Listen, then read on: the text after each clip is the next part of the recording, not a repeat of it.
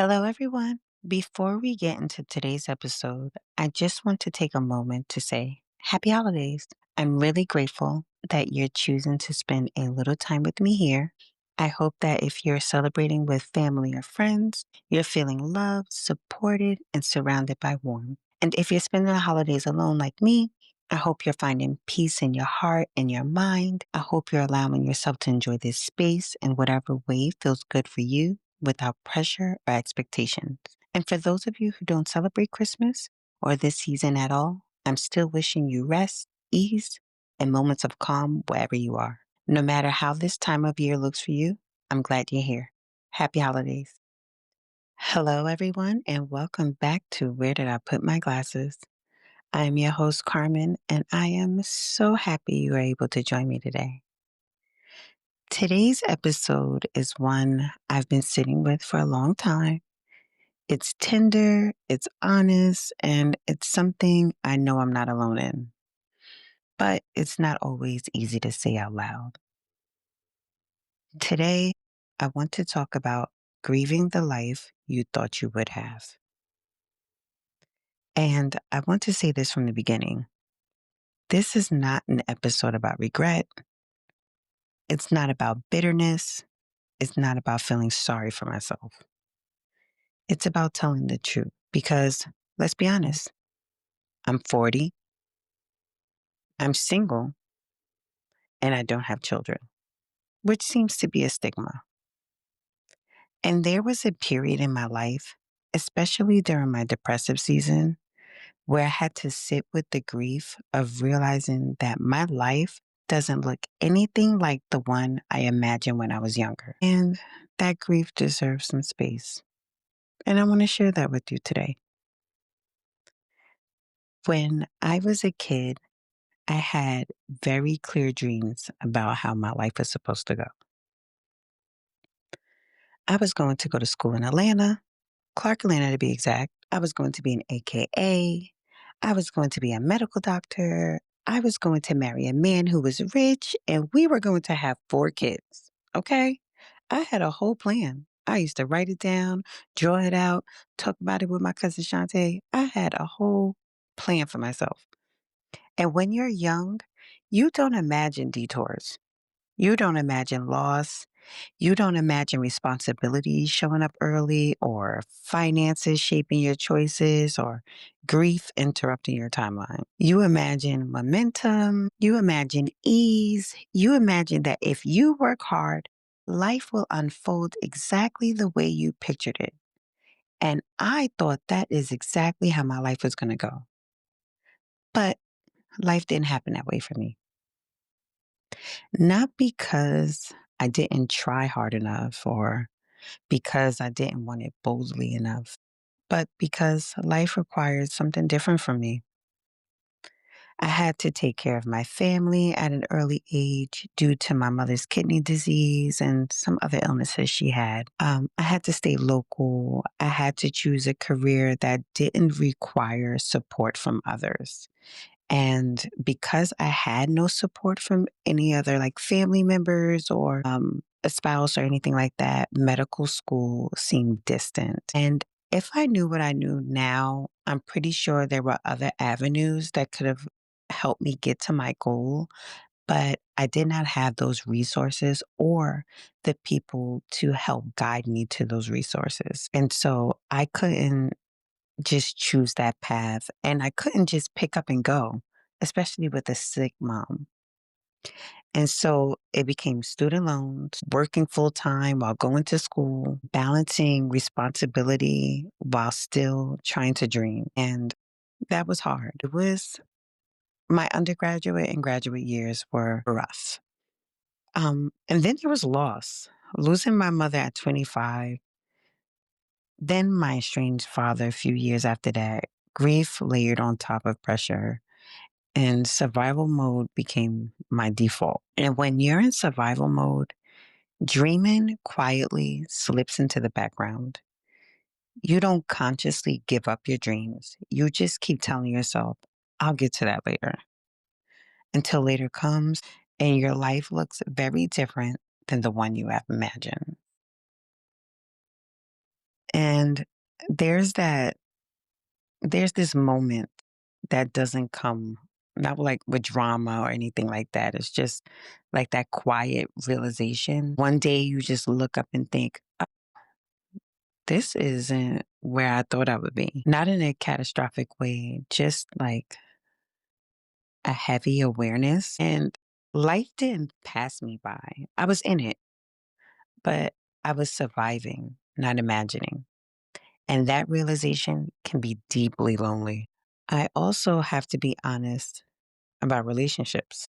I didn't end up single by accident. My relationship with my parents, those toxic dynamics with my mom being sick and heavily relying on me, and that, people don't talk enough about the mother daughter toxic dynamic. I know my brother doesn't like me talking about it. For him, it's, it wasn't seen. He didn't see it. And so, you know, this part may be for him to pause if he's listening. But the toxic dynamic between a mother and a daughter, especially a mother who is grieving the life she thought she would have also, and watching her daughter work hard to try to fulfill hers, can cause a toxic relationship, a relationship of constant turmoil, disagreement, anger, and resentment. Like, I resent having you. And I became her largest target of emotional abuse. And having an estranged father and having to take care of a mother while you were battling those dynamics because that person is sick. Those emotional responsibilities and those patterns I learned early impacted my ability to have healthy relationships. And so many, I stayed longer than I should have. I tolerated things I shouldn't have. I confused loyalty with self abandonment. There were many failed relationships. There was heartbreak. There was physical and emotional abuse. There were moments where I questioned my judgment and myself. And then there was that relationship that just broke me. Over a year ago, I was in a relationship that was deeply unhealthy. I was doing everything emotionally, financially, mentally. It was a lot. I was getting my PhD. I was like at the end of like my data dissemination phase and working several jobs, and one of them in a hospital. And if you're in healthcare, you know. If you know, you know. And sometimes I had 10-hour days on little sleep, maybe 1 to 2 hours of sleep. I was completely overwhelmed, and the person I was with wasn't working, was pretending to work. And then when his savings ran out and he wasn't able to contribute, and I started questioning, that's when, the truth came out. But he was leeching. He was attached to me in a way that drained me. He was like a Velcro boyfriend. Like, he did everything with me. He had no other friends. And so I was just the only person he did things with, which caused strained friendships for me because he always tagged along. And then the emotional abuse, like times where I need to go to sleep because I only have a 6 or 7 hour window. He would play loud music, make a lot of noise, like sleep deprive me. He was just draining. And because I was already exhausted, I didn't allow myself to fully confront it. I told myself I couldn't deal with one more thing, not right now. So until my body and my spirit said enough and I got rid of him. That relationship broke me down in ways I'm still unpacking. And that is a story for another time because that may take more than one episode. And I still deal with that in therapy. I had to grieve that too, not just the relationship, but the time, the energy, and the version of myself who thought love meant carrying everything. But here's what I had to learn: my story doesn't end there. And I am taking that time to work on myself. I am currently rebuilding myself to be the person who is not afraid to love again. I know this sounds sad so far, but this story is just, it's not just about loss, okay? I don't want you to feel sorry for me that I'm just sharing my journey. It is also about what I built. Even though I don't have children or a husband or the career I thought I would have, my life has been full. I've traveled to so many places around the world. I've been all over the United States, often because of work and conferences, and some just to travel and visit and enjoy. I've lived in multiple places. I've lived in multiple places in Florida, Texas, Delaware. I lived in several places in California, the Bay Area being the longest. And now I'm in Arizona. I've been able to explore, to say yes to opportunities, to move when the place no longer seems like it fits. I've met incredible people who challenged me, support me, expanded my thinking, and show me different ways to live. And academically, this matters to me so much because I never thought that I would get here. I earned my bachelor's degree, my master's degree, and my PhD. I am Dr. Carmen White. That didn't happen by accident. That happened because I had the freedom to pour into myself. And here's something people don't talk about enough. I didn't have to hold myself back for anyone else. And that's something that I hear people who are in relationships and marriages or have a lot of children or children that they feel like they can't do certain things because they have to consider their family, in which their family is very important. And so I understand why, right? You have to make sure you are making steps that not only advance you, but advance your family. And so some things that you may dream, you may not be able to attain because it may not fit for your family dynamic. And so I completely understand that. And those were things that I didn't have to experience, right? If I wanted to travel, I traveled. If I wanted to take a risk, I took it. And now, as of lately, I've learned that rest is biblical. So if I want to rest, I rest. If I want to be lazy, I am lazy without guilt. And I didn't have to manage someone else's needs. I didn't have to put my new dreams on pause. And I didn't have to shrink my life to make room for someone else. And because of that freedom, I achieved the most of my new goals, not my childhood goals, but my new goals that were made. And not all of them. I still have dreams I'm working toward, and I am happy that I am in a space where I can truly and fully work on them and watch them slowly blossom. And I just want to say, I didn't live a small life. It may have been different and there may have been some trials, but it wasn't small. And I think that it's important to say out loud. So, two things can be true at the same time. I can grieve not having children. I can grieve not having a husband. I can grieve not having the family structure I once imagined. And I can be deeply grateful for the life I've lived. Grief doesn't mean I regret my life. Grief means I cared.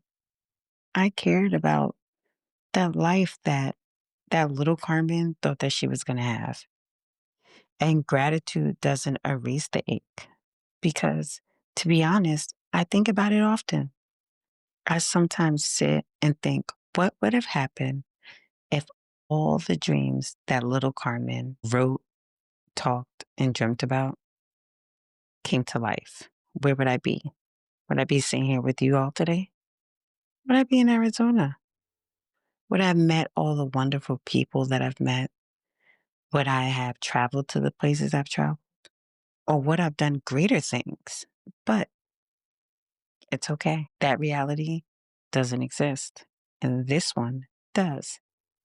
And I am grateful for it. I feel like I am in a space where I'm honest enough to hold both gratitude and regret and grief. I don't know about you all, but that is something that I feel like I am able to hold space for. Now, being in this place, being full on my own, has completely changed how I think about relationships. Having no partner is better than having the wrong partner. Okay. I don't want a partner just to say I have one. I don't want a relationship for appearances. I don't want companionship that costs me my peace. If I'm going to be with someone, they need to add value to my life. I don't want to emotionally take care of anyone. Okay. I don't need anyone to emotionally take care of me. I don't want to financially support anyone. And I don't want to deal with toxic behaviors, shouting, manipulation, chaos. I had a man tell me it takes a strong man to handle a woman like you. What do you mean, a woman like me? I'm trying to figure out what does that look like because I haven't said anything to you that's aggressive. I haven't been aggressive. I haven't created a space of toxicity. Is it because of my degree? Because of the places I've been? Is it because I'm Black? But I never really understood that. And so I don't want to deal with those type of toxic behaviors. I want healthy conflict, compassion, growth, ease. That doesn't mean perfection, but it means respect. And none of those false narratives that have been placed on women, especially Black women. I don't have room for it. If you have a false narrative, or if you have an idea of what a Black woman is supposed to look or act like, you can remove yourself because that is not me. I am just Carmen. I am a Black woman, yes, first. Well, woman of God first, Black woman. But I am Carmen, and that's it. I also know this: I can't force a relationship. I can't wave a wand and make it happen. That part of my life is up to God.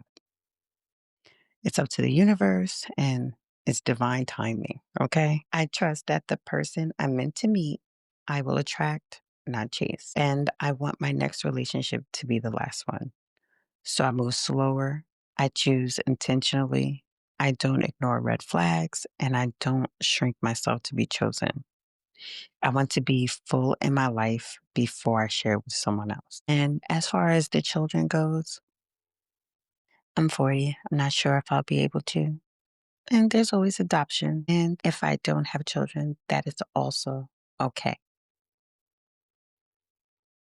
And when I think back about my career as a speech language pathologist, it has its ups and downs. There's times where I think, why did I choose this career?